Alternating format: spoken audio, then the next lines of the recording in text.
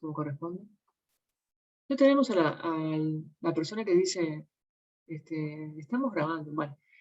Voy a compartir pantalla. Me contó Julián que, bueno, que ya vieron un poco, bastante Bauman, así que voy a hacer unas breves reflexiones de Bauman y empiezo con Beck. ¿Está bien? ¿Les parece bien eso? Bien, bien. Sí. Voy a hacer como unos pequeños apuntes así de Bauman, pero simplemente para repasar, por si algo quedó así sin decir, aunque no creo un poco, pero con mis PPT medios largos. Los de él la verdad que son preciosos los de él. Un vídeo intenté hacer él me mandó el formato, y me entreveré, entonces al final volví al PowerPoint nomás. Me mandó el programa que le hace, pero no lo manejé bien. Así que me pareció mejor volver a mis viejos PPTs. Bueno, un elemento importante que tiene que ver como ya habrán visto con este autor, que tiene que ver con esto vieron del sociedad líquida, sociedad, la cuestión de este paso, ¿no? de la sociedad sólida a la sociedad líquida. Bueno, esta es una hipótesis importante, ¿no? También lo del capitalismo pesado, del capitalismo liviano, ¿no? Este es como uno de los elementos importantes de su trabajo, ¿no? De Bauman, que además, bueno, él después lo lleva como a distintos aspectos de la vida. No lo vamos a ver en todos. Él habla incluso del amor, en el sentido del amor líquido, ¿no? Y de compromisos líquidos. Lo lleva a distintas dimensiones. Algunas, la verdad, es que son como interesantes de explorar. Hay que ver qué tan sólido es en ese aspecto en términos de investigación. Creo que ahí le falta. Ahí él, bueno, se larga, ¿no? Pero hay dimensiones que me parecen como interesantes y que bueno, quizás no las hayan visto porque no necesariamente están en los textos que les mandaron a leer, entonces me pareció como que por ahí está bueno pensarlas también, ¿no? Pero bueno, simplemente para repasar, recordemos un poco una de las hipótesis generales que tiene que ver con esto, que es el paso de una sociedad de productores, una sociedad que uno podría llamar eso, ¿no? Una sociedad sólida, una sociedad de consumidores, o sea que eso sería como de alguna manera parte de lo que él llama sociedad líquida. Y una hipótesis como particular supone entonces una reconfiguración de esta idea moderna del sujeto cartesiano que racionalmente se apropia de su entorno, de sus objetos, a una noción de un sujeto convertido en objeto o producto, ¿no? O sea, pasamos de ese sujeto reflexivo, racional, donde el eje estaba ¿se acuerdan? En esa modernidad donde lo central era la racionalidad, a ese sujeto que de alguna manera pasa a ser eso simplemente, ¿no? Un producto, un objeto, un consumidor, ¿no? Y una vida ¿no? Que se consume, ¿no? Entonces, en esta idea de Bauman, la felicidad está básicamente condicionada al poder de consumo, ¿no? Al poder adquisitivo. Es decir, uno en la medida que puede consumir es más o menos feliz, ¿no? Y es un poco, si uno mira la publicidad, es un poco lo que nos dice, ¿no? O sea, uno es más o menos feliz en función de si puede o no lograr consumir o adquirir ciertos productos, ¿no? Por supuesto, hay toda una corriente que la pregunta uno podría hacerse si hay posibilidades de resistirse a eso. Bueno, hay corrientes que se resisten a eso, ¿no? Hay toda de alguna manera una serie de movimientos sociales que se resisten a estas cuestiones, ¿no? Hay acciones colectivas en contra de estos, digamos, de estos valores y de estas formas de vida. Por supuesto, son minoritarios, ¿no? Pero bueno, lo que predomina es una vida que es aspiracional, que es, bueno, la felicidad está en eso, que además, que por supuesto, siempre es algo inalcanzable, porque bueno, una vez que adquiero el último modelo de iPhone, aparece otro que es, entonces nunca llego, ¿no? Siempre la casa con pileta, después aparecerá la piscina, la casa aparecerá la casa afuera, o el viaje a no sé dónde, etc., ¿no? Entonces, bueno, como dice Bauman, ¿no? La atracción de la vida de consumo y la oferta de una multiplicidad de nuevos comienzos, ¿no? Y además siempre está esa idea, ¿no? De recomenzar, la idea de que siempre se puede empezar de vuelta, la idea de que siempre estamos a tiempo de tener una vida mejor, una vida nueva, ¿no? Esa idea además de vencer el tiempo, ¿no? Es interesante porque está siempre esa idea de como que si no hubiera edad, ¿no? Siempre se está a tiempo de empezar algo nuevo, lo cual es además absolutamente falso, ¿no? Este, eh, bueno, esta idea de este mercado, ¿no? Constante ¿cómo se diría esa? La idea de mejorar, ¿no? Etcétera, ¿no? Y bueno, y hay como, por supuesto, como siempre, la música se adelanta de alguna manera a la propia, yo diría, la propia producción sociológica. Esta es una canción que, bueno, para la que tenemos de algunos años más, podríamos decir que antes de Bauman ya lo habían dicho, ¿no? Esta es la Rolling Stone, como siempre, perdón, para aquellos que no les guste tanto Rolling Stone, esta canción para mí ya decía lo que decía Bauman, lo que va a decir después Bauman, que es esta idea de que no hay satisfacción, ¿no? No hay posibilidad de, ¿no? Es esa insatisfacción permanente, ¿no? Bueno, para mí es una canción como muy estupenda. Otra canción, pero nuestra, uruguaya, para mí es esta, la de Cuarteto de Nos, no sé si hay acá fanáticos, fanáticas, a mí esta canción me encanta. No sé si la estoy mostrando bien, perdón. Ahora me acabo de dar cuenta. ¿Se ve mejor así? A ver. Perdón, no me di cuenta que lo estaba mostrando bien. ¿Se ve bien ahí? También es muy bueno, ¿no? Para mí, las letras de cuarteto, bueno, a mí me gusta todo el cuarteto, pero bueno, sobre todo las más viejas, ¿no? Pero esta canción de cuarteto para mí también, ¿no? Es como que resume perfecto esta idea de Bauman, ¿no? Felicidad enlatada por un mundo infeliz, puro barniz, todo se consume rápido y sin bis. Bueno, si supiera cantar, se la cantaría, pero no es el caso. Bueno, entonces, de alguna manera, como ya dije, la idea de este tipo de sociedad se define asumiéndose a partir de la capacidad de consumo, y la idea es, todo se evalúa a partir de esto, ¿no? De la pauta de consumo, de la rapidez de la respuesta, y esa es la vida, ¿no? Por supuesto, para ser consumidor primero hay que ser producto, esa es la idea tácita de esta idea de sociedad, digamos, ¿no? Hay una constante presión social para esto, ¿no? Hay un clima social que promueve esto, ¿no?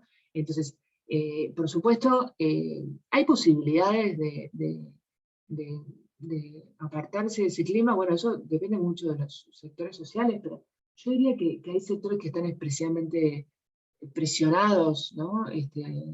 Depende mucho en qué lugar estemos de ese sector social, pero de alguna manera todos los sectores están presionados.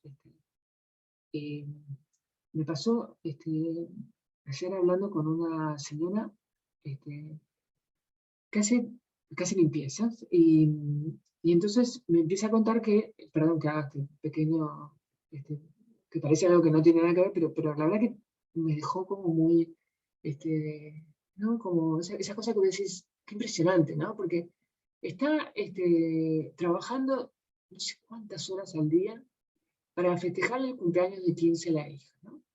Y bueno, es un cuento como obvio, es un lugar común, me va a decir, todo el mundo, pero es un lugar común que se repite, ¿no? Yo recuerdo que, bueno, en mi casa, en esa época pasábamos mal, y me acuerdo que mis padres me preguntaron, y yo me acuerdo que dije, no, la verdad que no, prefiero que nos vayamos, y no me acuerdo dónde nos fuimos al final, creo que fuimos a Bariloche, a algún lugar así. No era un lugar como wow, no era tampoco un lugar horrible, o sea, era un buen lugar de viaje. Y preferí eso, pero claro, había toda una cosa como cultural atrás de eso, ¿no? O sea, hubo como una elaboración cultural para que yo pudiera hacer esa elección, ¿no? Pero, entonces, bueno, entonces me empezó a contar todo lo que estaba haciendo. Entonces, todo el sueldo más importante de ella, que es cuidar a una señora mayor, se va para, para la reserva del local, ¿no? Y no sé, que es algo así como 150.000 pesos que le cobran por ese local. Bueno, toda una serie de precios que yo no sabía que costaban así esa fortuna. Entonces, es un sacrificio enorme, gigante, para una noche. Yo qué sé, ¿viste cuando te dan ganas de decirle, no, por favor, no?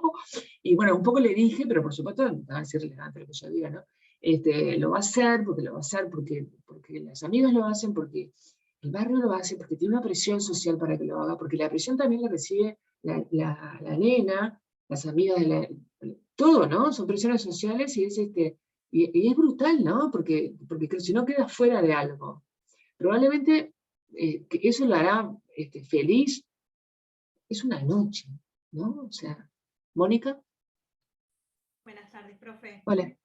Se me vino a la mente ahora mientras que comentabas que es como una presión y a la vez el consumismo te obliga, porque, por ejemplo, yo tengo un celular hace 4 años. Hay actualizaciones que ya no me las deja hacer, ya como que el equipo empieza a quedar obsoleto. Sí, sí.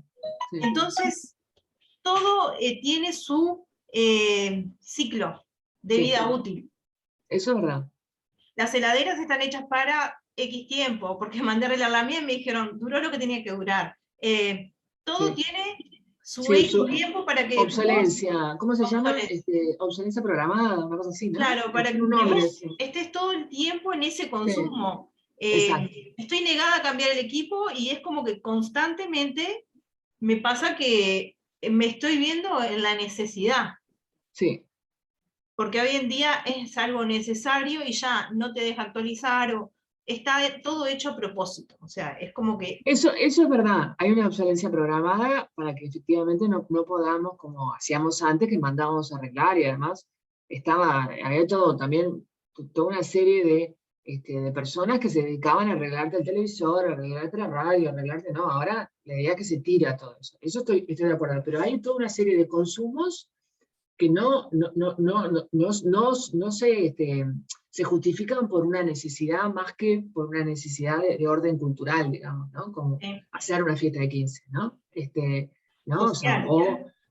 Ciertos consumos de orden, ¿no? Como cierta ropa o consumos culturales que vos decís, no, la única justificación es sentir que perteneces a, ¿no? O sea, que no quedás afuera de ciertos grupos, ¿no? Entonces, y que a veces los que más gastan en esas cosas son muchas veces las personas que menos tienen dinero, ¿no? Como el famoso cumpleaños de 15, en términos relativos, lo que más gastan, relativos a lo que tienen, son por ahí las personas más pobres, que sacan créditos, que hacen unos esfuerzos gigantes para pagar una fiesta de una noche, ¿no?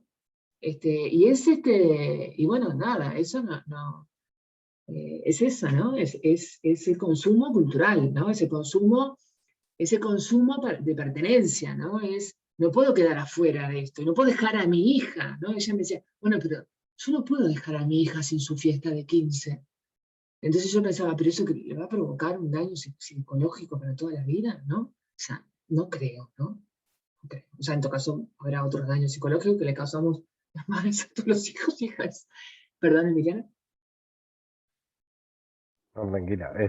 El otro día hablábamos un poco con Julián, que preguntaba ahí un poco en el aire quién había leído y yo, muchos le fuimos sinceros que no habíamos tocado mucho, porque estábamos también atrás del parcial. Con el parcial, claro. Pero yo tenía una lectura de los retos de la educación en la modernidad líquida, que es de Bauman también, y él allí habla de uno de los aspectos de este tipo de sociedad que también apunta a lo que es el ámbito educativo, que es el estigma de inferioridad, le llama él. Es ese miedo constante que tiene la gente a no integrar ningún grupo.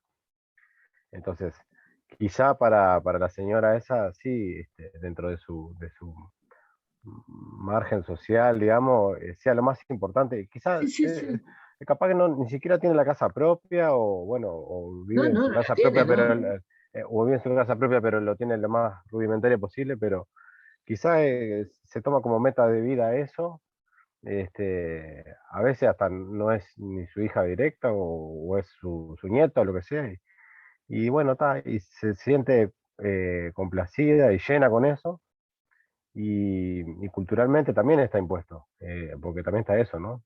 Sí, sí. Este, pero bueno, quizá ella lo haga como meta de alcance de proponerse algo en la vida. Y quizá el rico lo haga para no caer en el estigma de inferioridad, decir, bueno, yo tengo un peso ¿cómo no le voy a hacer cumpleaños a mi hija si los demás se lo hacen y elijo otra chacra que no sea? Porque ahora ya no se antes se hacían en los clubes en el centro, ahora han cambiado las modalidades, ¿no? Pasamos a lo que son las chacras y sí, porque mi padre me puso el ómnibus para que los gurises no quedaran toda esa rosca, ¿no? Sí, sí. Y está, son distintos intereses.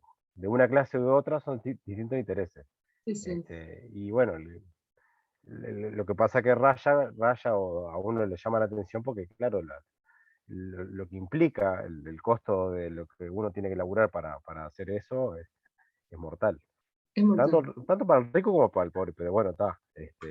Y es una noche, sí, son horas, y bueno, pero para las dos seguramente sean importantes, con intereses diferentes, pero importantes al fin. Sí, Lucía y Mónica, no sé quién levantó primero la mano. Lucía, capaz, no sé. Lucía. Lo mío era en realidad como un detalle que era lo que ya habíamos comentado antes sobre ponerle la Navidad y la imposición de tipo las fiestas.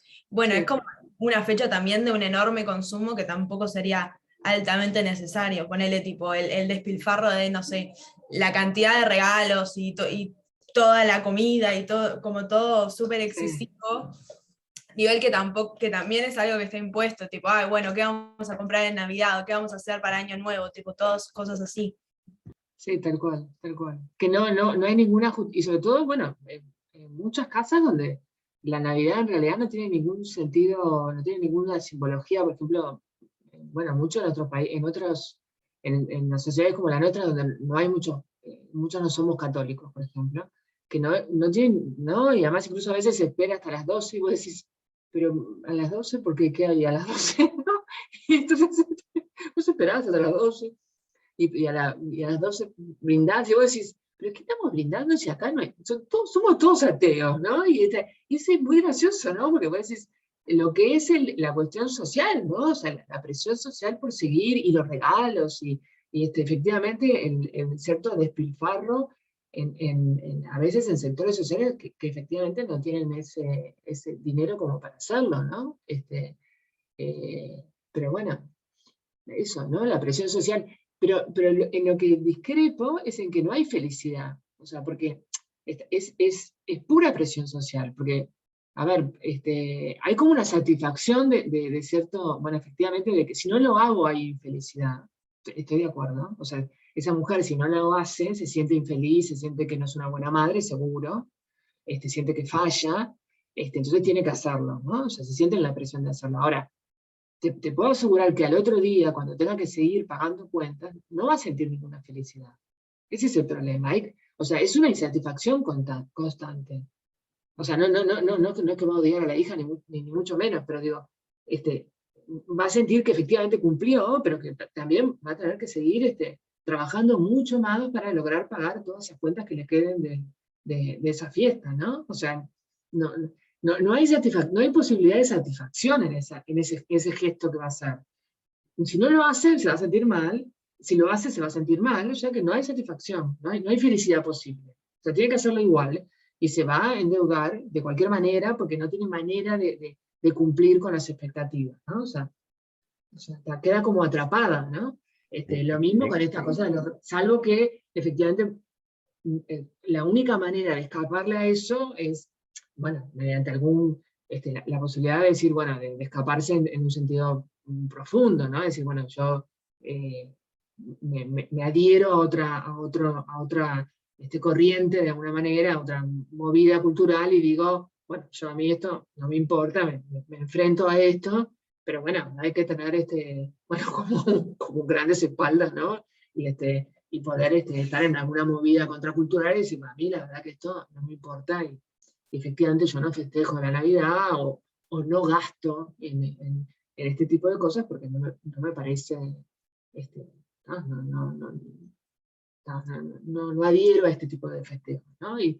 Pero hay movidas importantes a nivel global, bueno, no que sean súper conocidas, pero cada vez más hay gente que decide como alejarse de estas movidas de este tipo. Pero hay otras en las que, no me acuerdo quién fue quien mencionó hoy, no sé si fue Lucía, se me escapan los cuadritos, me dan una rabia cuando me pasa eso. No me acuerdo quién fue que mencionó que, bueno, que efectivamente la obsolencia programada, creo que se llama así, no estoy segura, me parece que me está saliendo mal la palabra. Obsolescencia. Obsolescencia. Obsolescencia. Sí, estaba mal, ¿sabes que hay algo que me sonaba mal? Perdón, obsolescencia. Que efectivamente no tenemos opción. Claro, si tenés un teléfono y no tenés posibilidad, no sé, yo tengo una amiga que se negaba a usar celular y bueno, al final un día le regalamos su celular, pero tuvo años sin celular, se lo regalamos el año pasado, o sea, se mantuvo firme en que no te quería celular. Pero bueno, queríamos realmente que estuviera celular. Bueno, hay veces es que es difícil mantenerse en esa postura de no tengo celular, no entro a WhatsApp, yo qué sé, hay gente que se mantiene en eso, ¿no? Pero es un costo de incomunicación que no es menor, ¿no? O sea, es difícil mantenerse a esos niveles de no transar, digamos, ¿no? Porque hay un costo.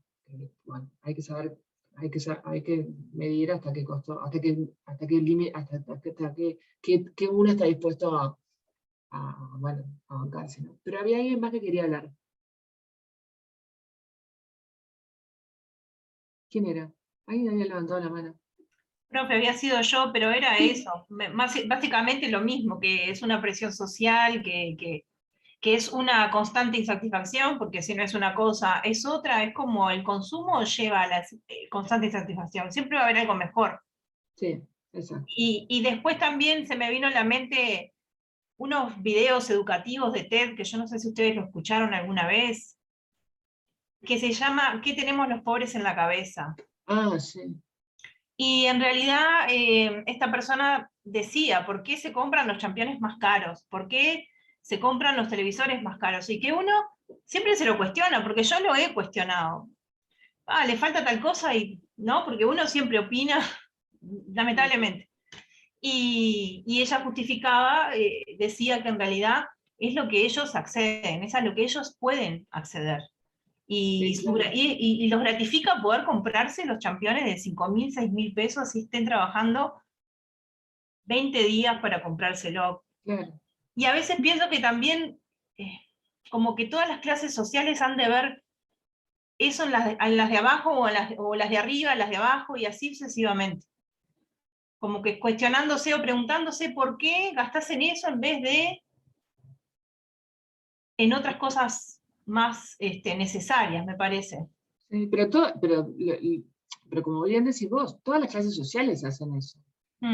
Yo recuerdo haber ido a un museo en Nueva York donde vendían una cartera de diseño, en el Museo de Arte, en el famoso, el museo más grande de Nueva York, ahora no me sale el nombre. Guggenheim. No, el otro, el que es más grande, el enorme. Bueno, no sé cómo es. Bueno, la cuestión es que, y estaba el precio de la cartera ahí, ¿no? Y había una persona con esa cartera. La cartera salía $3.000, ¿no? Y esta persona tenía esa cartera. Entonces, era una cartera como, sí, original, porque era una cosa como con cuadraditos, yo qué sé. Y yo la verdad que le dije, pero... Y lo gracioso era que además la vendían afuera, como si fuera... en Argentina hay una, no sé si conocen, hay una feria muy famosa que se llama La Salada, ¿la conocen? Que hacen todo lo mismo con las marcas truchas, ¿no?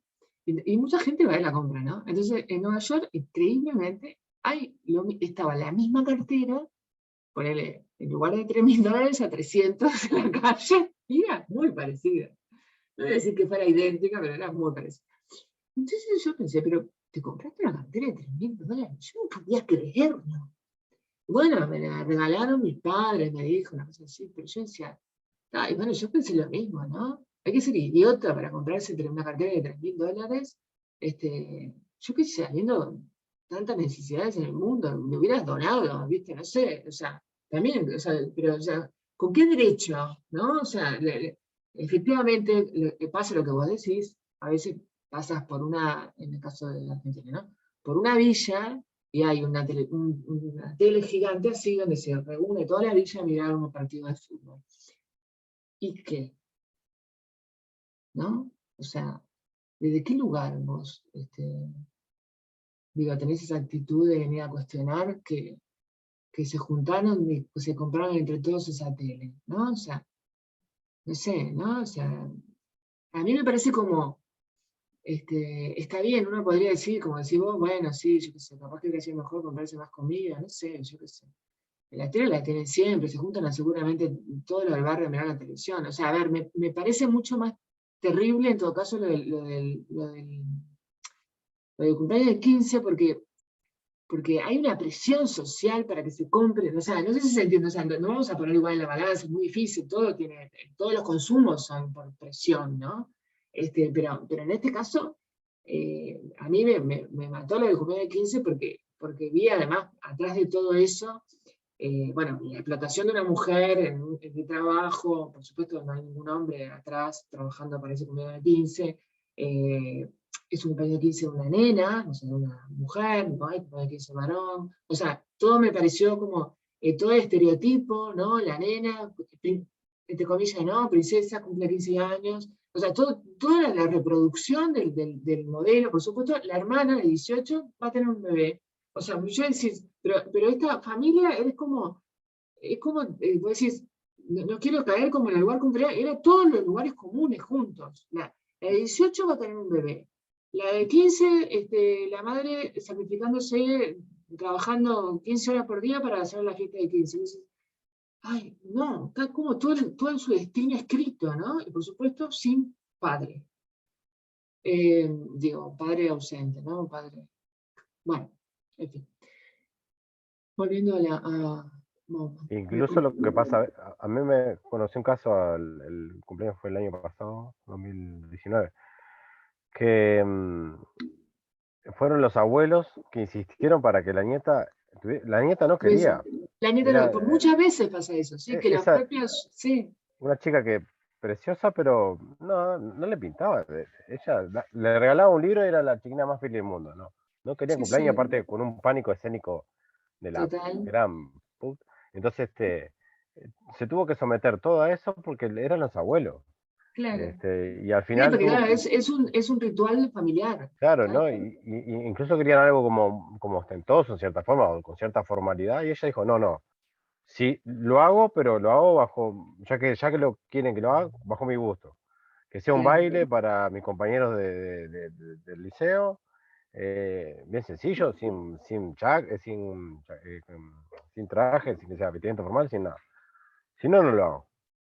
Y fue así, ¿no? Fue un club sencillo, digo, sin ninguna prestación rara, sin ningún robot raro, porque ahora es todo robot para acá y la última máquina de no sé qué, y el que no tiene máquina de helado y el que no tiene mesa de golosina.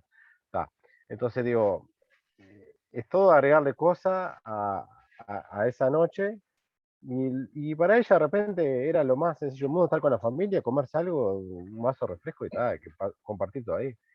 Era Claro, lo es que una. quería. Si le preguntaron que quería, no quería nada, pero sí. Entonces, hasta digitar eso llega a hacer la gente, ¿no? La gente adulta. Sí, sí, sí. A digitar tus gustos, o sea, tu propia ideología de lo que vos querés hacer, a coartarte la libertad, en definitiva, de lo que vos querés hacer para tu cumpleaños. Porque vos querés Sí, quedar bien y un mandato social, claro. vos querés invitar a los compañeros de trabajo. Esa es la clásica, ¿no? Los compañeros de trabajo de papá o de mamá, y bueno, no tenés ni San. Perdón, se me va la boca. Pero, ¿de quiénes son ellos? Digo, es así.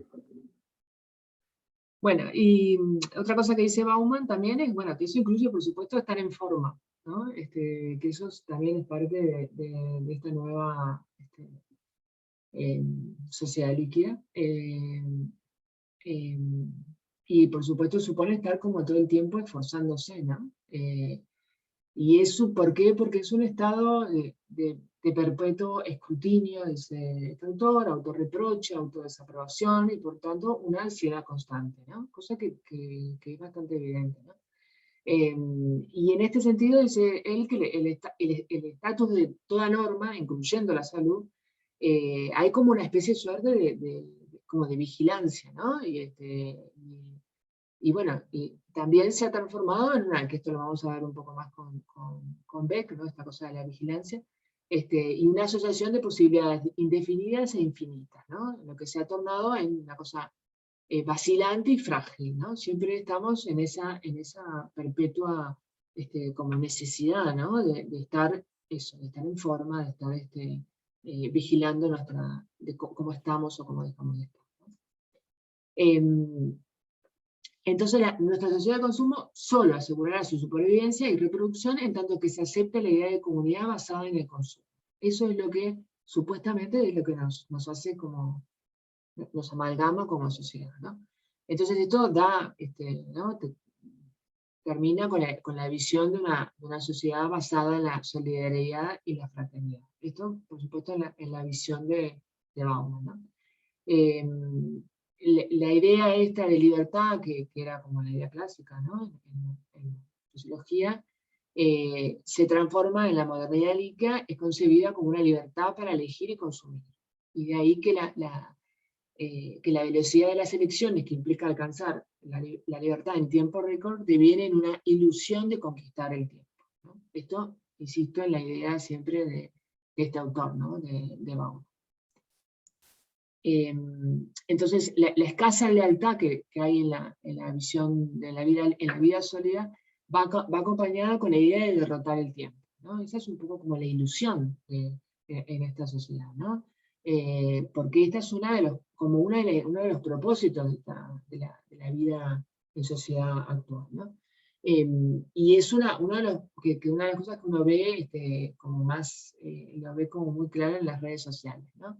Están todo el tiempo la gente de las redes sociales informando qué hacen en su vida cotidiana. Esto se llega a niveles como absurdos, ¿no? Bueno, la gente que prácticamente relata lo que hace cotidianamente todo el tiempo. Hay como una suerte de premio de a ver quién dice primero la noticia sobre, bueno, alguien que se murió, por ejemplo. Y difunden, ¿no? Todo tipo de información, verdadera o falsa, de todas sus rutinas diarias, ¿no? Y bueno, y esta cosa de estar siempre huyendo, ¿no? Y bueno, vuelvo otra vez a la música, y en este caso consumo, que capaz que algunos no conocen el grupo. Las más jóvenes o los más jóvenes, pero bueno, que cantaban esto, no sé lo que quiero, pero lo quiero ya, no sé lo que quiero, pero lo quiero ya. Que es un poco la idea también de esto, ¿no? De esta idea de no saber bien qué quiero, pero quiero algo, y esta, ¿no? Esa cosa de la inmediatez, ¿no? De correr, ¿no? Y entonces uno se pregunta eso, ¿no? ¿Detrás de qué corren, o de qué huyen, o hacia qué huyen, ¿no? Esa idea siempre de ir como una urgencia, como una ansiedad, pero no se sabe a qué, ¿no? Y como esta idea de tratar de atrapar el tiempo, pero también, otra vez, ¿para qué? ¿Con qué sentido, no? Estas son como algunas de las ideas, bueno, por supuesto, sé que vieron bastante con Julián, por eso no repetí, como bueno, la idea del capitalismo sólido versus el capitalismo líquido. Creo que vieron el tema creo que la imagen para mí más clara, más fuerte del capitalismo líquido son las motos de pedido ya, ¿no? Es como la imagen más clara del capitalismo líquido versus, yo diría, lo que es una imagen de una fábrica típica de otros tiempos, ¿no? Pero bueno, no sé si les quedó más o menos una idea de Bauman y lo que es su idea de consumo y de consumismo. La centralidad que tiene para este autor.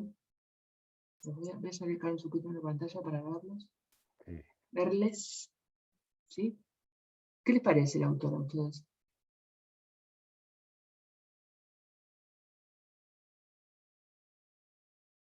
Me parece que es bastante claro como al explicar y que está bueno que usa bastante como el tema de las analogías, por ejemplo, lo del barco con lo del avión, y como que eso como que enclarece bastante, pero o sea, lo comprendo.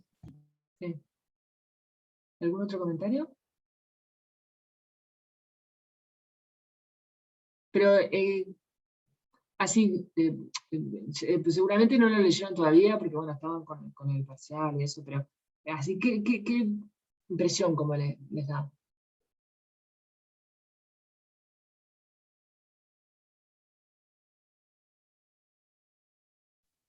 En mi caso particular, perdón, no sé si Sí. alguien encuentra para anotar. En mi caso particular, digo, está, por muchas cuestiones que él plantea, te sentís plenamente identificado de cómo, bueno, por lo menos en los años que yo tengo, digo, cómo se han moldeado los estilos de vida, ¿no? Quizás si no hubiese leído Bauman, digo, él es muy claro, como lo que decía Lucía recién, es muy claro en exponer y llevarlo a palabras eso que parece algo tan natural. Porque Sí. el problema de la sociedad es eso, que los cambios se dan tan naturalizados que por eso se van legitimando. Es como muy paulatino esos cambios. Y por eso lo vamos legitimando, aceptando o asimilando, y sin mucho cuestionamiento. Ese es el gran problema que tenemos hoy en día. Nos llevan a que de forma involuntaria cambiemos nuestras estructuras de vida, adaptarnos a cosas que a veces no nos gustan y te tenés que adaptar igual.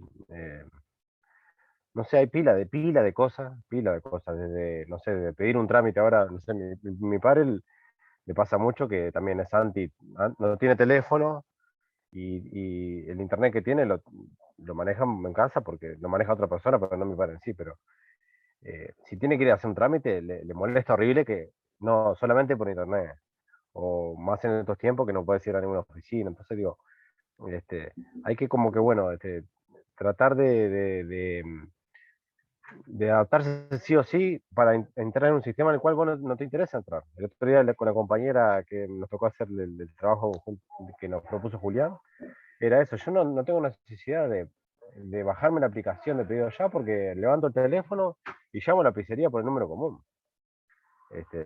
Y yo hablaba de la pizzería de mi barrio que era, incluso que no aceptaba ni tarjeta de débito, ni de crédito, nada, era contado efectivo. Y ahora quizás los raros son eso, ¿no? Los que no tienen un post para pasar una tarjeta, los que no trabajan con delivery ya, con pedido ya. Entonces, ¿cómo los sistemas se invierten o te los invierten?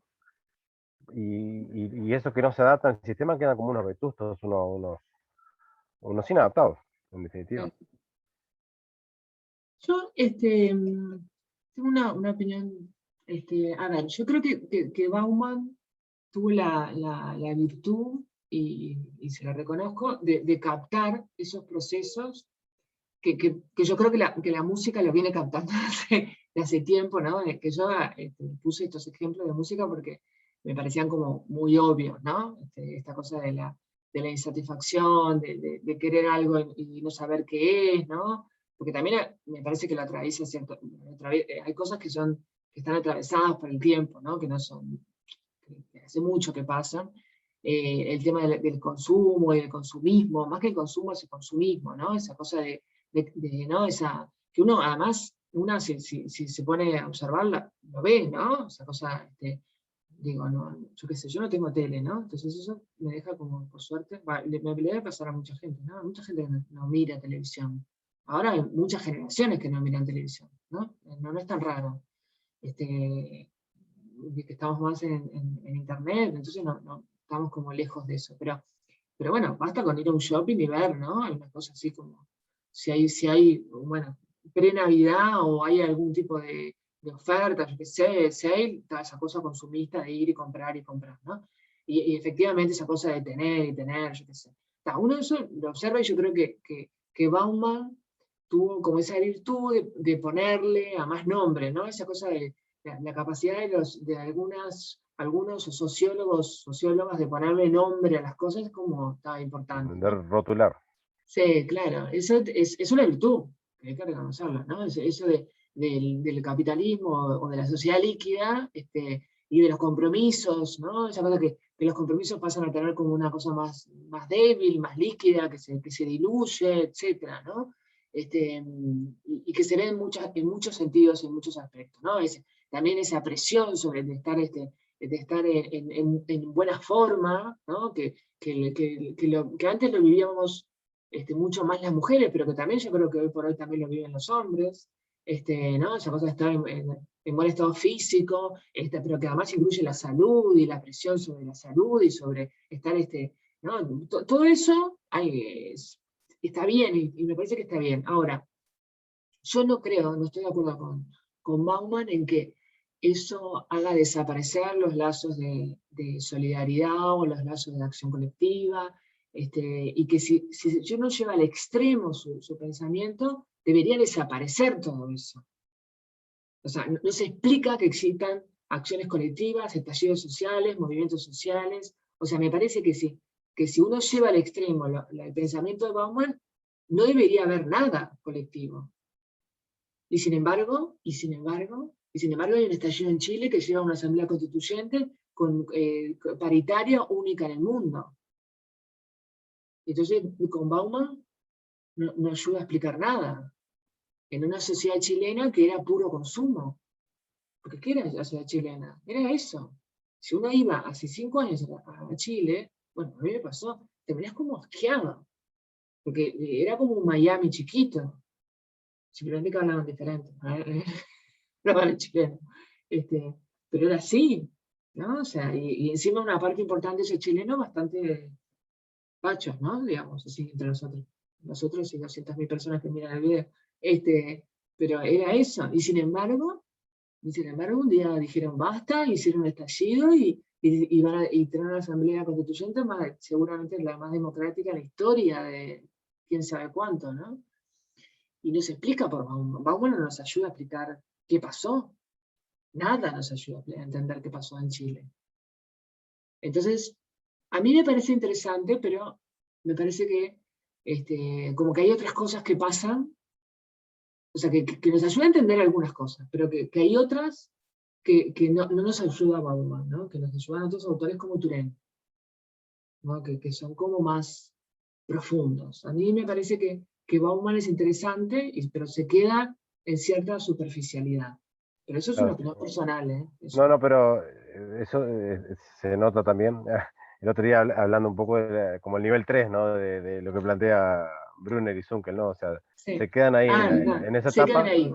¿no? Sí. Y bueno, y le dan paso a otra gente para que, bueno, en definitiva trate de ver cómo se puede solucionar. Porque tal, es eso, es esa No, pero exposición. no es tanto que se pueda solucionar, es que yo creo que pasa todo lo que dice Bauman, efectivamente, pero además pasan otras cosas. Es decir, que no es contradictorio, porque, a ver, muchas cosas que dice Bauman, las decía de alguna manera Pepe Mujica, la verdad. Esto no estoy hablando, lo estoy diciendo hablando a favor o en contra de Pepe Mujica. Si uno recuerda los discursos de Pepe Mujica, ¿se acuerdan que él hablaba en contra del consumo? Y él decía, bueno, que la gente se endeuda y compra en cuotitas. ¿Se acuerdan de ese discurso que le gustaba tanto a él? Y bueno, a mí nadie me hace caso, porque a todos les encanta esa cosa de comprar y comprar y comprar. Bueno, era un poco ese, y él reconocía, bueno, yo hago este discurso, pero a mí nadie me da bolilla. Y es verdad, nadie le dio bolilla, nadie absolutamente, en ese plano, porque es muy difícil que alguien en ese aspecto, ¿no? O sea, generar como conciencia en ese sentido, generar un movimiento en ese sentido. O sea, pero eso no es independiente de que puedan generarse, que pasen otras cosas, o sea, que se generen lazos de solidaridad o de no sé, movimientos que no tengan que ver con Mujica, ¿no? O sea, me estoy refiriendo a que puede pasar todo eso, pero al mismo tiempo, esas mismas personas que tengan actitudes consumistas, no de consumo, consumistas, pero al mismo tiempo genera el lazo de solidaridad frente a, no sé, por ejemplo, a favor de alguna cuestión que tenga relación con el agua o el extractivismo alguna cuestión ecológica, por ejemplo, que tengan conciencia de algo, ¿no? Sí, Lucía. Que estoy de acuerdo con eso, tipo, porque lo lleva mucho como a la... que de última no es tan así. Ponele un ejemplo, mientras vos ibas hablando, que se me venía a la cabeza, ponele, no sé, las ollas populares. Tipo, Claro. según Bauman sería tipo, no, como es un problema individual, lo debería resolver la persona individual porque es ella la que debe trabajar en él y en... Bueno, ella la que debe trabajar en su persona y en su situación, pero entonces, ¿cómo explicás ponerle las ollas populares? Tipo, Exacto. que sería como una acción colectiva para solucionar un problema individual.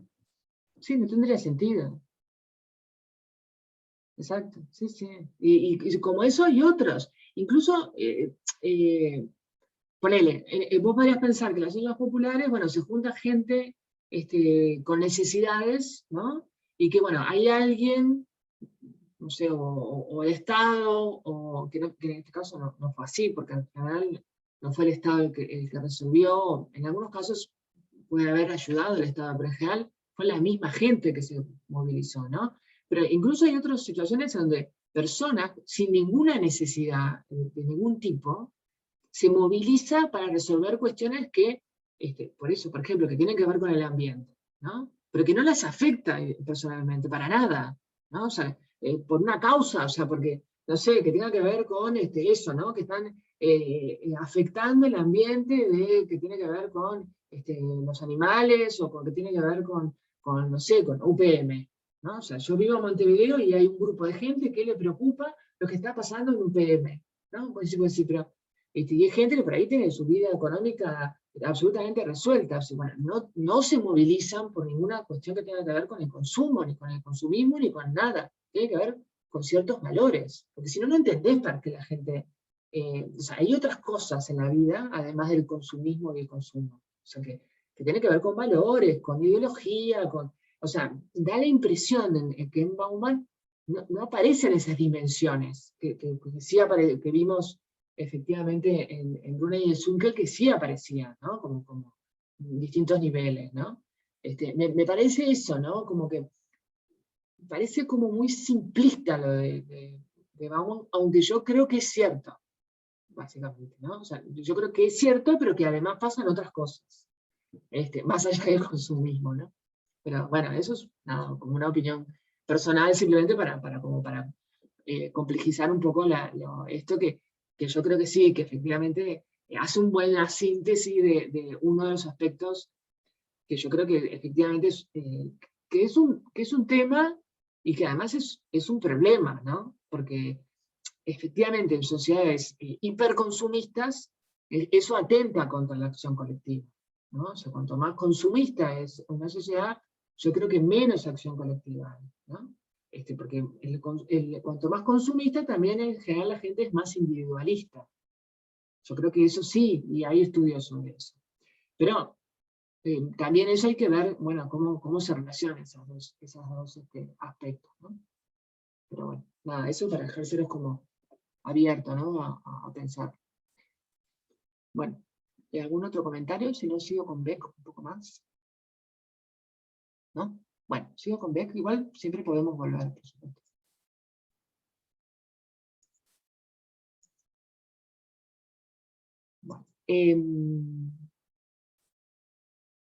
Bueno, básicamente este autor, Beck, habla sobre todo de la sociedad de riesgo. No sé si ya pudieron escuchar algo de este autor. Este autor, como decía, habla de esto, ¿no? De la sociedad de riesgo, y de alguna manera, bueno, yo acá les puse como una foto de Chernobyl, porque bueno, me pareció como, bueno, la imagen del riesgo llevado ya a la explosión, ¿no? Cuando ya el riesgo deja de ser riesgo, sino pasa a ser efectivamente la destrucción, ¿no? Que fue, bueno, yo creo que uno de los ejemplos más terribles, ¿no? Más terribles. Bueno, seguramente alguno de ustedes habrá visto la serie o en Netflix sobre Chernobyl. Yo no la pude ver. yo empecé a verla, la dejé, confieso, porque me causó demasiado tristeza, demasiado enojo, o sea, toda una combinación ahí, ¿no? Porque, bueno, hay como una mezcla de torpezas, ¿no? De cierta, bueno, de falta Negligencia.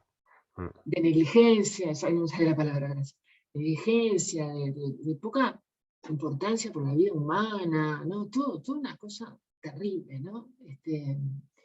Bueno, y bueno, como dice él, el reverso de la naturaleza socializada es de la socialización de la naturaleza, su transformación en amenaza social, económica y política del sistema de la sociedad mundial superindustrializada. Y esto de alguna manera, bueno, es como la catástrofe, ¿no? Entonces, de alguna manera esto se puede ver en este caso, pero bueno, ahí está lleno de casos, ¿no? Donde efectivamente la intervención humana, bueno, y además es también cuando, bueno, es como aquello que hablábamos la primera clase, cuando empezamos a hablar sobre, bueno, por qué el progreso no era sinónimo de, por qué la modernidad dejó de ser sinónimo de progreso, por qué esa idea que, ¿no? Modernidad igual progreso, igual avance, igual bienestar, eso se rompe esa equivalencia, ¿no? Y se empieza a discutir, bueno, en parte tiene que ver con todas estas catástrofes, que bueno, la de Chernobyl es una muy recordada, pero por supuesto ni es la única, bueno, es una de las más importantes, pero no, por supuesto no es para nada la única, ¿no? Entonces, ya no es, la modernización autorreflexiva no se conceptualiza, se presenta como una posibilidad de autodestrucción creativa de toda época, la de la sociedad industrial. El sujeto de esta destrucción creativa no es la revolución ni la crisis, sino la victoria de la modernización occidental. Y esto es una cita, ¿no? del propio autor. Entonces la idea es que el dinamismo de la sociedad industrial socava su propio fundamento y abre vías a una modernidad distinta, una modernidad que significa desvinculación y luego reivindicación de formas industriales por otro tipo de modernización, flexibles y transformación de las estructuras, ¿no? Acá, la idea como esta idea que plantea Beck de los riesgos son, por un lado, no necesariamente alude a daños acontecidos, o sea, alude a riesgos que, en un sentido muy amplio, o sea, son riesgos que no conocemos, son riesgos que son incertidumbres, son riesgos, ¿no? O sea, son riesgos en el sentido como muy amplio, ¿no? O sea, son riesgos, y esto por eso genera tanto miedo, genera tanta angustia, ¿no? Es el concepto de riesgo que invierte la relación entre pasado, presente y futuro. ¿Por qué? ¿Son los riesgos juicios basados en los hechos? ¿Son los riesgos juicios de valor? Los juicios sobre los riesgos no son ni solo fácticos ni solo juicios de valor, sino ambos al mismo tiempo, o algo entre los dos, algo así como una moralidad matematizada.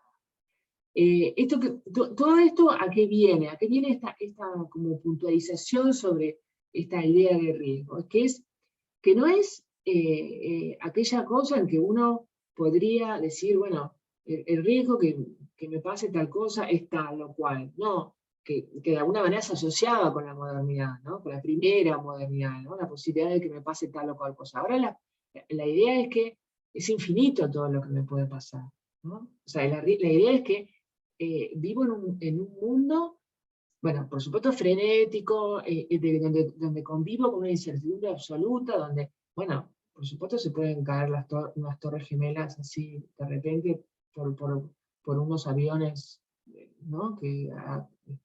O sea, algo que nunca se hubiera nadie imaginado que podría pasar, ¿no? Como fue lo del 11 de septiembre, pero también otras cosas, ¿no? Bueno, como lo de Chernobyl, porque, bueno, por esa sucesión casi insólita ¿no? de acontecimientos, con unas consecuencias que todavía siguen sucediendo, Y está lleno de cosas así, ¿no? De consecuencias en otras dimensiones, ¿no? En su primer momento, los riesgos y las percepciones de riesgos son consecuencias involuntarias de la lógica de control que impera en la modernidad.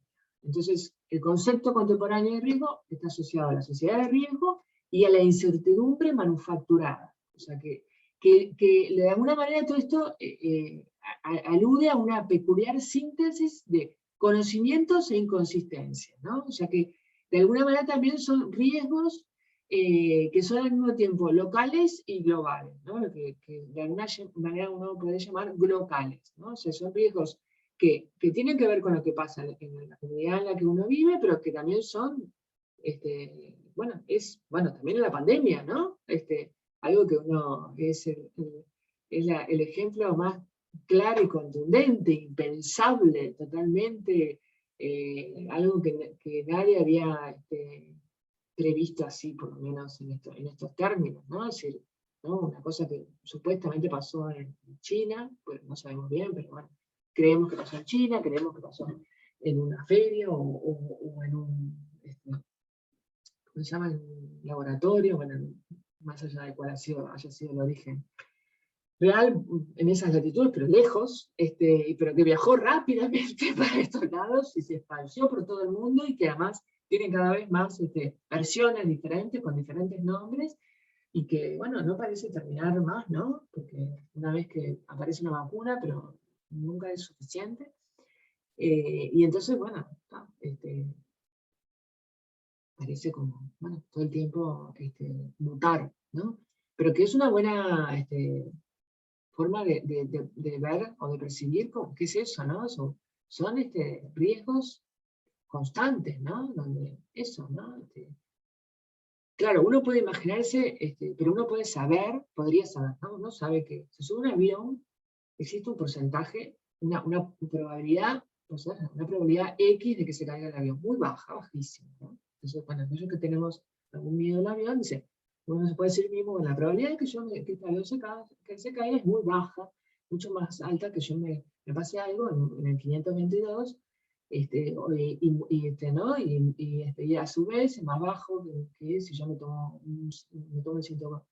un taxi de 141 y me reviente contra la mampara, etcétera, ¿no? Y uno podría hacer todo eso, pero en realidad ya ahora no sabe, ¿no? O sea, hay como toda una serie de dimensiones que no tienen la menor idea que puede pasar, ¿no? O sea, a todos esos peligros o riesgos que uno podría aludir, ¿no? Desde la racionalidad, de la modernidad, se han sumado una serie de incertidumbres y de dimensiones que no tenían nunca en cuenta, ¿no? Como esta cosa, ¿no? Decía, de ataques terroristas, yo qué sé, como, bueno, lo que pasó con las Torres Gemelas, que no era absolutamente algo impensable, ¿no? O lo que pasó no tan lejos, lo que pasó mucho antes en Argentina, cuando que algo que nunca se supo exactamente qué pasó, cuando la voladura de la AMIA, no sé si la recuerdan, ¿no? La mutual judía, que bueno, murieron asesinados, o sea, se murió, bueno, no recuerdo la cantidad de gente, de niños, bebés, que tuvieron la guardería. Lo mismo con la embajada de Israel en Argentina, bueno, dos hechos bastante seguidos en que nunca se aclaró, nadie fue preso, fue unos presos, pero después se liberaron, nunca quedó claro quiénes fueron los culpables, ni intelectuales ni físicos, ni concretos de esa matanza, ¿no? Bueno, entonces, bueno, también hay una distinción que uno se podría hacer entre conocimiento e impacto, ¿no? La industria de riesgo y las aseguradoras quedan atrapadas en esa jaula del tiempo, entre el impacto ignorado y el riesgo creciente por una parte, y entre el conocimiento del riesgo y la sensibilidad cultural por otra, ¿no?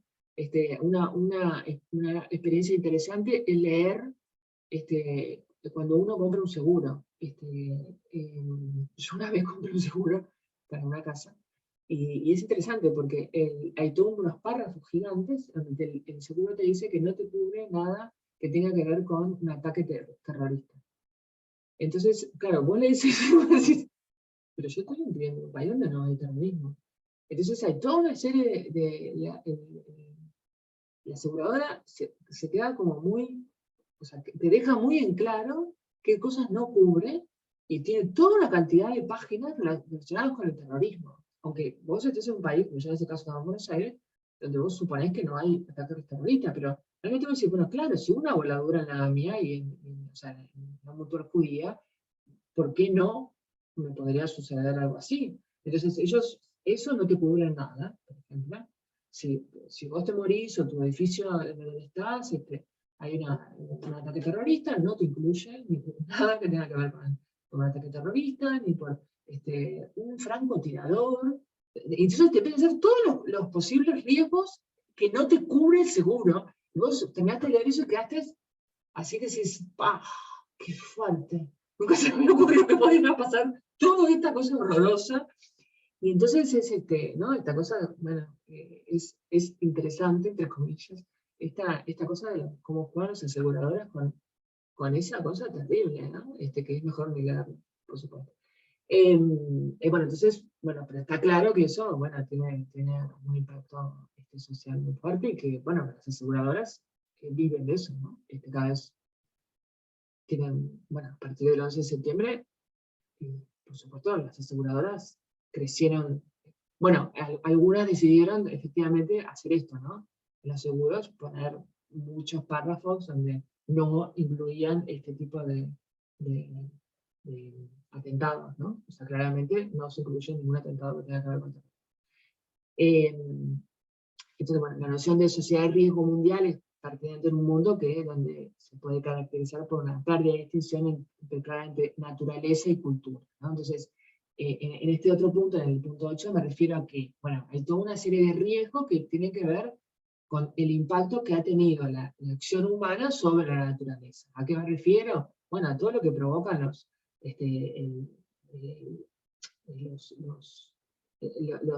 cuestiones climáticas sobre el ambiente, ¿no? Que tiene que ver con bueno, lo que pasó en Japón, los tsunamis, los tifones, temblores, etc. Algunos naturales, pero otros que tienen que ver con el impacto, o sea, y algunos que no sabemos si son exclusivamente productos naturales, exclusivamente, o productos de la acción humana sobre la naturaleza, ¿no? O sea, por el cambio climático, etcétera, y eso que provocan este tipo de acción. No sabemos con exactitud a ciencia cierta, ¿no? Pero bueno, lo cierto sí que, por ejemplo, todo el tema de las inundaciones, ¿no? Bueno, en muchos casos tiene que ver con el deshielo, y bueno, y el deshielo tiene que ver con el aumento de la temperatura en el mundo, y el aumento de la temperatura está asociado en general, bueno, con el cambio climático, y el cambio climático está asociado efectivamente con el aumento de la contaminación, etcétera, ¿no? Y ahora con todo el tema de la pandemia, quedó bastante claro, bajó bastante la temperatura, digamos, y una serie de indicadores de contaminación bajaron justamente por ejemplo, con todo el descenso del tráfico aéreo. Estuvo claro que, bueno, eso afectaba mucho la contaminación ambiental, y bueno, eso tiene un impacto en el aire, en los suelos, etcétera, ¿no? Bueno, todo esto obviamente afecta a la naturaleza, y bueno, y esta distinción entre naturaleza y cultura no queda claro, ¿no? Obviamente.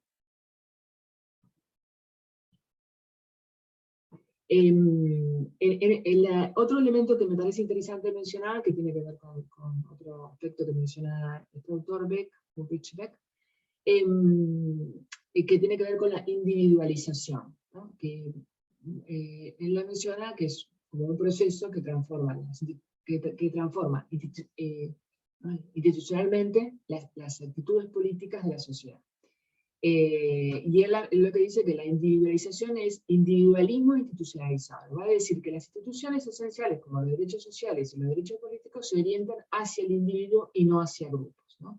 Y esta individualización creciente que menciona el autor, lo que él menciona, bueno, el tema de la individualización es como un elemento que varios autores mencionan en este contexto de segunda modernidad, digamos, ¿no? Tanto tanto lo menciona Bauman de alguna manera, como también Beck más centralmente. Y esto tiene que ver con que, bueno, que las clases sociales se han destradicionalizado, en el sentido que lo que él dice, que los individuos se alejan de las clases basadas en estatus. Esto después lo vamos a ver con más detalle, ¿no? Pero bueno, de alguna manera esto lo ve como una suerte de aspecto, digamos, que podría ser positivo, en el sentido de que hay una suerte de modernización, ¿no? O sea, por ejemplo, las mujeres se desvinculan de su destino de estatus, pero al mismo tiempo emergen nuevos horarios laborales, empleos y subempleos, y esto tiene que ver con la descentralización de sus lugares de trabajo, ¿no? Que, bueno, ahora de forma mucho más clara todavía, ¿no? Que tiene que ver con el teletrabajo y demás, que un poco lo vieron en el parcial. Y esta individualización, ¿no? También genera, también tiene, y esto tiene que ver con este aspecto, aumenta también la desigualdad, ¿no?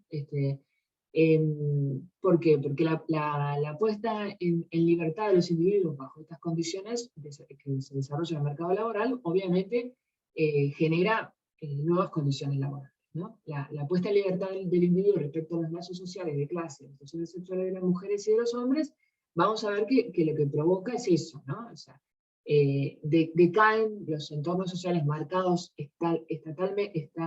mentalmente y las formas de vida propia de la cultura de clase, pero la dinámica del mercado regulado por el Estado reduce las clases sociales en el capitalismo, pero eso no quiere necesariamente decir que eso suponga una mejora para cada una de las personas, ¿no? Lo que hay, en general lo que hay es más bien todo lo contrario, es un reparto masivo del desempleo, aumentan lo que tiene que ver con zonas grises, ¿no? O sea, los problemas del sistema son transformados en problemas de las personas, o sea, lo que se hace es como transformar eso en un problema individual, ¿no? O sea, lo que hacemos es transformar un problema de clase a un problema de las personas, o sea, lo llevamos a, bueno, no es más un problema de un grupo social, sino que es tu problema.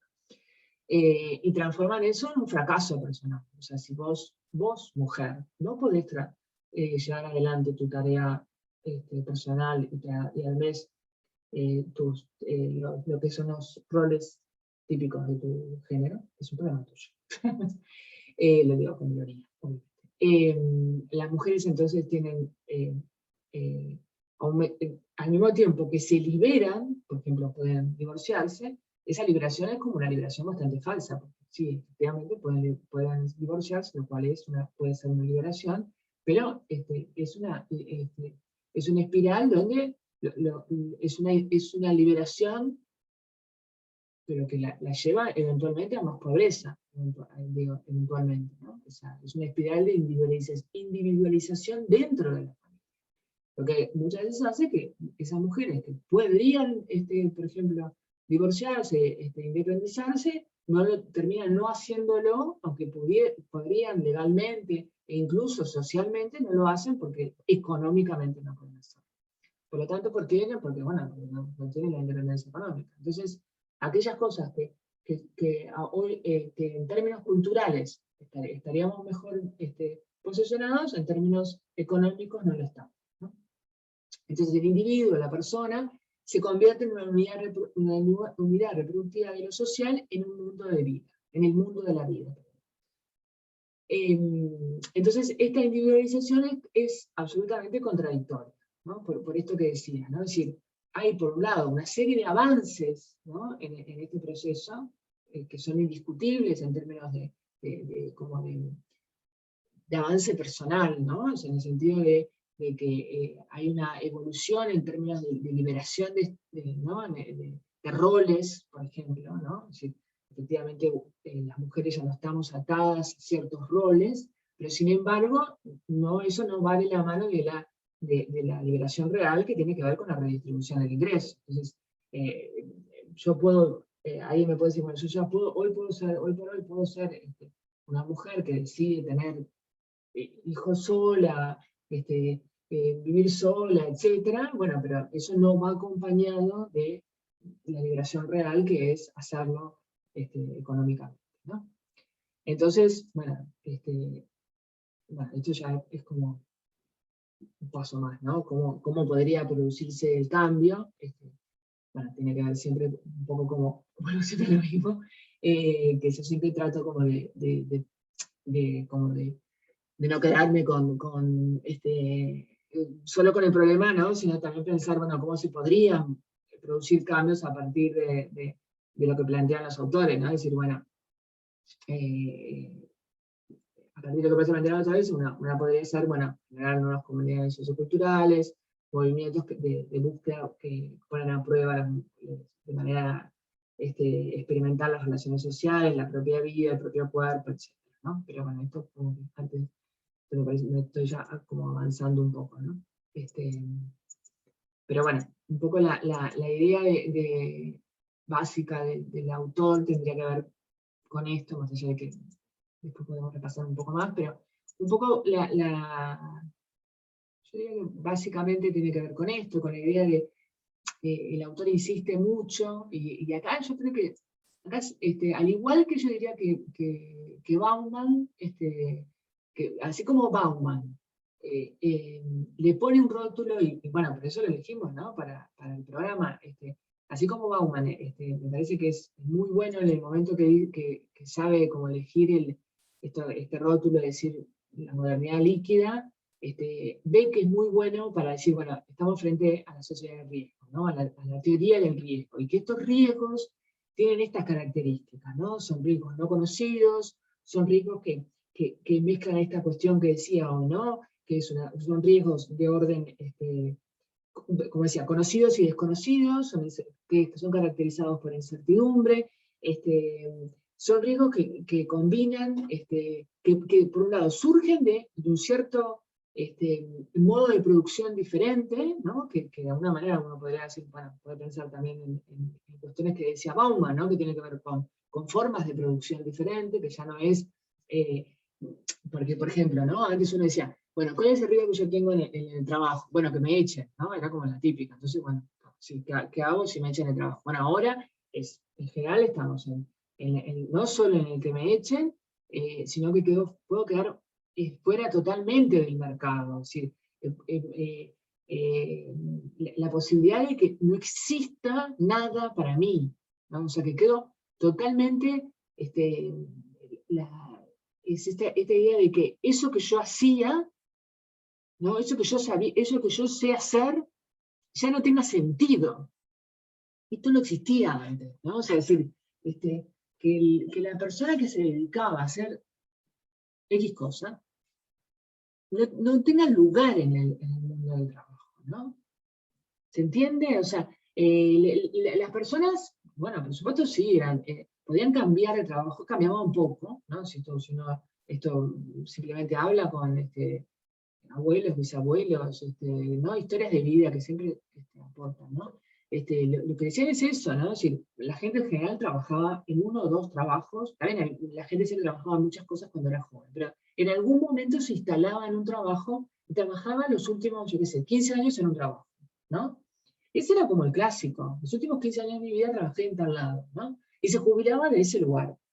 Bueno, eso casi que no existe más. O sea, la gente va cambiando de trabajo y tiene ese riesgo, ¿no? De que en un momento quede fuera del mercado laboral, ¿no? Y esa es la gran angustia, donde se crean millones de desempleados que no tienen cabida en el mercado laboral, porque el mercado laboral tiene una vorágine de cambio constante que nos expulsa constantemente.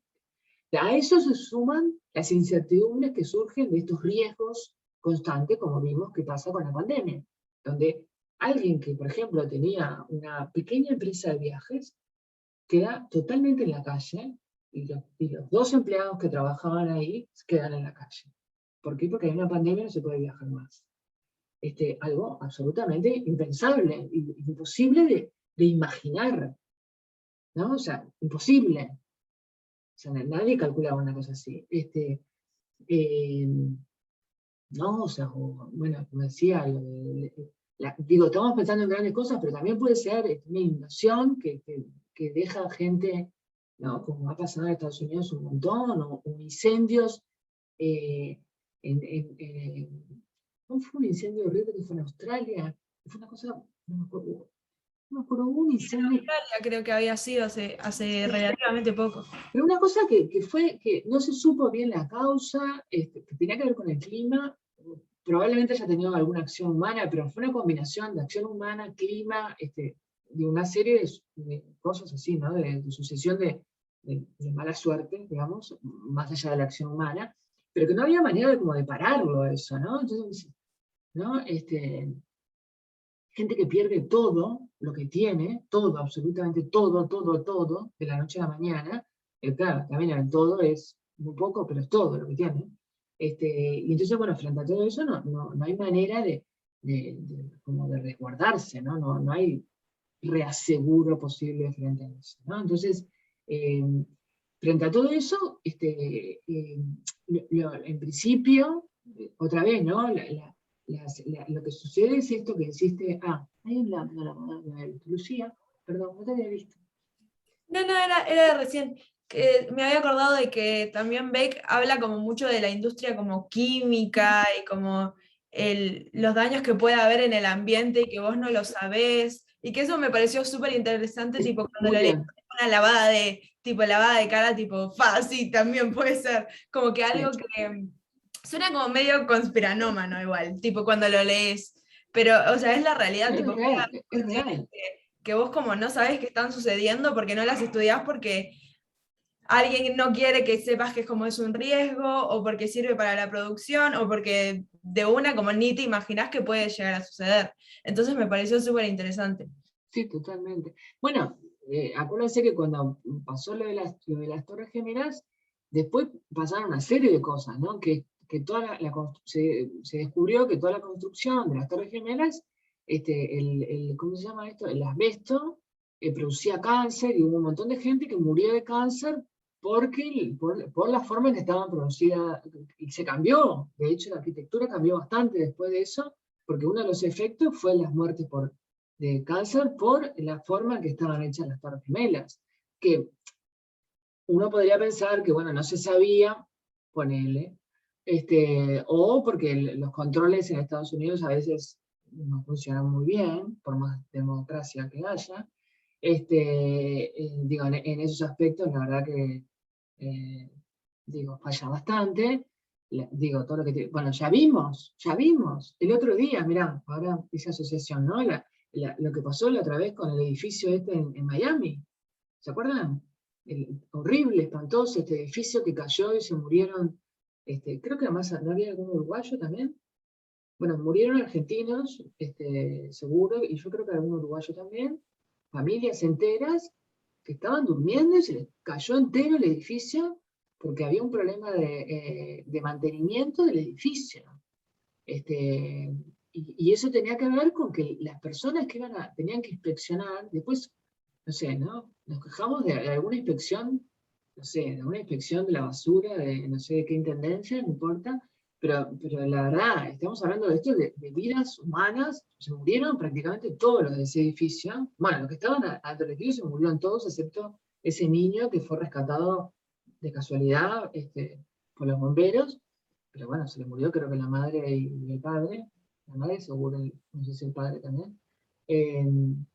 Y bueno, y esto justamente tenía que ver con eso, ¿no? O sea, a ver, vos estás viviendo en un edificio que se cae porque los que tenían que inspeccionar el edificio, algo hicieron, alguien les pagó. Estás hablando de Estados Unidos, o sea, a ver, no estás hablando de si es un país corrupto, que se le pagan a los inspectores para que miren para otro lado, y el subsuelo estaba lleno de agua, ¿no?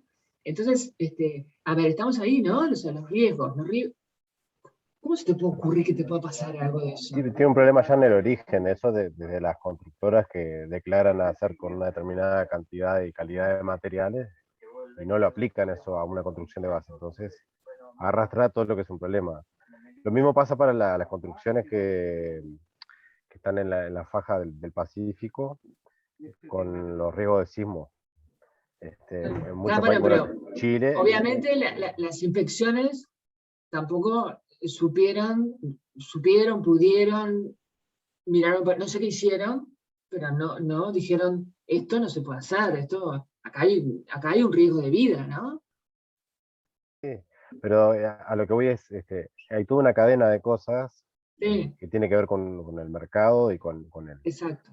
con la plusvalía, que es, digo, mayor tasa de ganancia a menor cantidad de materiales puestos en una obra. Digo, y nadie, al no estar regulado, pero eso pasa acá en Uruguay. Lo que pasa en Uruguay el factor suerte creo que es el que predomina por encima de todo. Pero acá el día que pase algo, un efecto de un colapso, una inundación o un tornado como el que pasó en Dolores, que fue algo bastante complejo, digo, no están las estructuras con determinada regulación para sostener eso. Es una mentira. Los liceos nomás, yo conozco el liceo porque es lo que laburo habitualmente. Los liceos están pintados. Y hay ¿Lo qué? liceos que tenemos ahora, están pintados en materia de No, pero regulación. ¿los liceos decís? Sí, los liceos, digo, Ah, o la misma Facultad de Ciencia me tocó estar hace no muchos años y era me tocó estar el año que habían regularizado el tema de la conexión de incendios desde el piso, desde la planta del subsuelo hasta el piso 16 allá en Malvin Norte. Y, o sea, tuvieron años sin conexión de bomberos, sin escaleras exteriores, digo. El factor suerte llevó a que nunca pasó nada, hasta que un día pasa algo, bueno, Hola. Lo que pasa que acá en Uruguay, y pienso que es igual a Argentina y a varios países de acá, los edificios de antes, porque estoy en el tema, no estaban previstos, o sea, fueron habilitados oportunamente por la Intendencia con una normativa. Hoy en día, el tema de la boca de incendio, por ejemplo, no tenés de repente la amplitud del corredor de ancho para pasar semejante cañería. Están los pozos de los ascensores, o sea, no tenés manera en un edificio de 80 años que su estructura es muy buena, muy sólida, pero no tenés manera de instrumentar las cuestiones de seguridad. Y por el otro lado, profesora, sabe que los edificios tienen acá, en varios de Montevideo, emanan agua, tienen una bomba que saca el agua permanentemente porque está emanando agua limpia del subsuelo. Tenés que tener todo instalado de bombas porque, bueno, igual nuestro suelo es rocoso, es diferente del suelo ahí donde ese edificio se derrumbó, que creo que le ganaron ese suelo al mar o algo así, no sé. Me parece que tiene que ver un montón de cosas ahí, ¿no? O sea, hasta cuándo nosotros podemos manipular la naturaleza también. sí. Bueno, lo que dice Beck es que, bueno, justamente es que hay no son solo juicios de valor, ni tampoco tienen una relación directa con la naturaleza, sino que hay como una cosa, hay como, es ese tema, que manejamos como una especie de mix, ¿no? Como él habla como de una moralidad matematizada, digamos, ¿no? Es decir, lo que se refiere es que no sabemos a ciencia cierta, ese es el problema, no tenemos una certeza, ¿no? O sea, no hay una cosa, no hay una cuestión clara, porque por un lado, tenemos esta combinación de naturaleza y cultura, porque las personas actúan sobre la naturaleza, o actúan las personas actúan de una manera en que no tenemos mucha claridad, como el ejemplo que dio Lucía sobre la industria química, no tenemos transparencia sobre, bueno, qué productos manejan, cómo lo manejan, no hay un control estricto. Por ejemplo, bueno, qué tiran las empresas exactamente, por ejemplo, los desechos sobre el agua, y bueno, cómo afecta eso a las personas. No hay si bien hay normativas, bueno, no hay controles perfectos, clarísimo, ¿no? Y cómo eso afecta el ecosistema, pero además hay pasan otros riesgos en los cuales no tenemos claridad. Pero además, bueno, lo que además de todo esto es la pregunta o una de las preocupaciones del autor tiene que ver cómo eso nos afecta como sociedad, ¿no? Vivir en una sociedad de este tipo, ¿no? O sea, cómo nos afecta vivir en una sociedad donde el riesgo es permanente, ¿no? Y es como, yo diría, es una de las grandes preguntas del autor, ¿no? ¿Cómo es vivir en una sociedad de riesgo constante?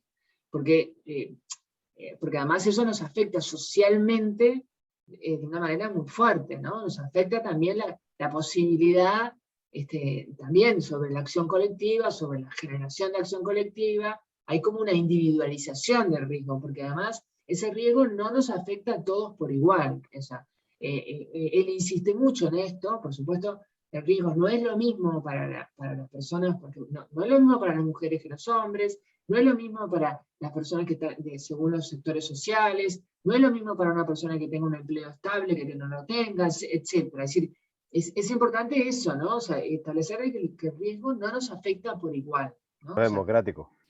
No, el riesgo no es democrático, no.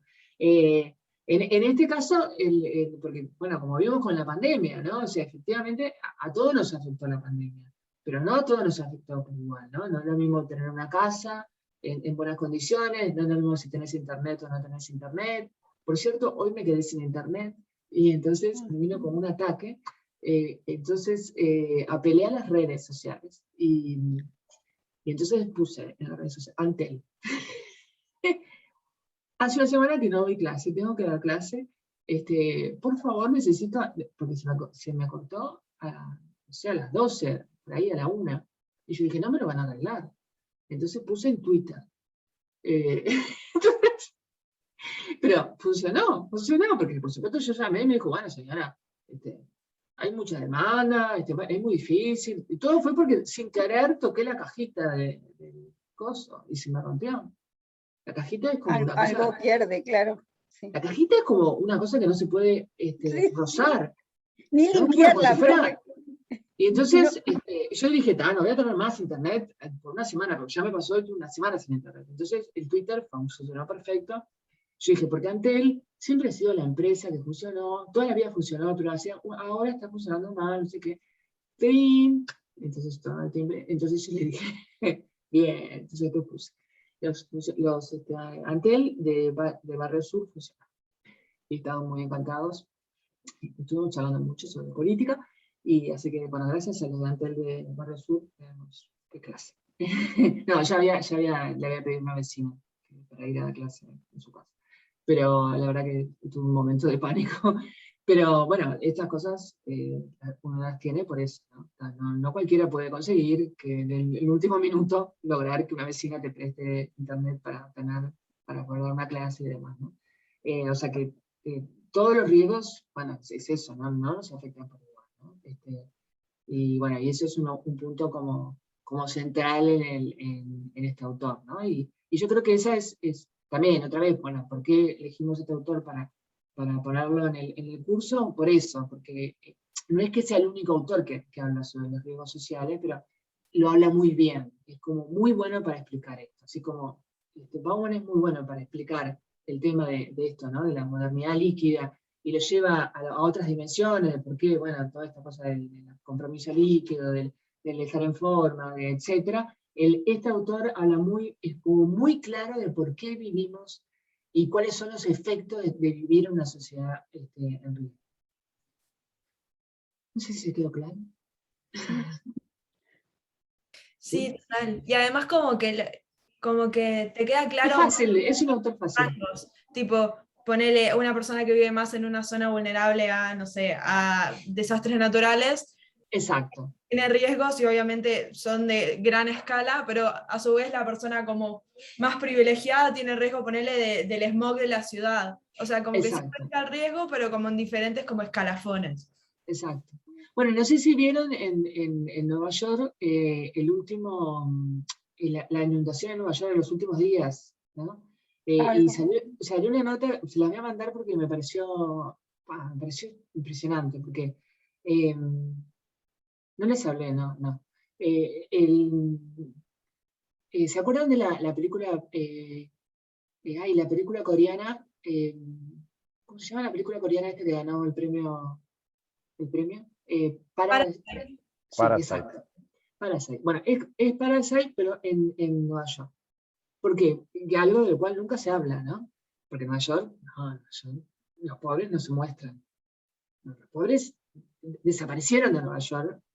¿Por qué? Porque los sacaron a todos los pobres de la vista. O sea, los pobres, vos vas a Nueva York, hay alguna gente en las calles, pero muy pocas, mucho menos que antes. Antes estaba lleno de pobres en la calle, bueno, los sacaron, lo que hicieron fue ponerlos en los ómnibus, les pagaron un boleto de ida, bien lejos, esa fue la gran estrategia es esa, simplemente le pagaron un pasaje de ida, lejos, bien lejos, sin pasaje de vuelta, y con la prohibición de volver. Esa es la gran política, ¿no? Fácil la política, ¿no? No importa. Bueno, entonces, ¿ahora qué hay? Los inmigrantes más pobres le pagan a los inmigrantes menos pobres en los basements, en los sótanos más abajo, pero, o sea, el pobre vive en este sótano, el más pobre vive en el sótano más abajo. Yo cuando era estudiante fui a hacer una estadía cerca de Washington, en un sótano, pero era bastante lindo, la verdad. No me importaba. Pero reconozco que si hubiera tenido una inundación de esa, me hubiera ahogado. Pero en este caso, muchos se ahogaron. Pero muchos se ahogaron, familias enteras. Hay una familia que es una cosa horrible porque se murió. El padre, la madre y el bebé de 19 meses se ahogaron. ¿Por qué? Porque estaban totalmente tapados y tenían una rendijita así, igual que la película, pero en Nueva York. Por favor. Y quedó todo, quedó expuesto, algo de lo cual no se habla, porque son todos alquileres ilegales, absolutamente ilegales, y quedó totalmente expuesto, le voy a mandar la nota de Salió en el País de Madrid, y quedó totalmente expuesto eso, porque era lo cual no se hablaba, entre comillas no se sabía, pero todo como un mundo, como un submundo, ¿no? Ilegal, bueno, de esta gente que, bueno, mucha se murió porque no le dio el tiempo de salir de ahí abajo, ¿no? Incluso los propietarios le decían a los inquilinos, salgan, pero, bueno, eran como olas de agua, ¿no? Y bueno, tiene que ver con estos riesgos que, claro, la verdad que no estaba previsto que sucediera una cosa así, ni sobre todo esa fuerza que tenía el agua que no imaginaban, y bueno, y está, por supuesto, ¿quiénes son los que, cuanto más plata, más alto? Nueva York es así, más plata, más alto, ¿no? O sea, esto depende en qué ciudad, lo alto y lo bajo, ¿no? O sea, pero la cuestión urbana es tal cual, ¿no? Uno va viendo exactamente dónde viven los pobres y los ricos.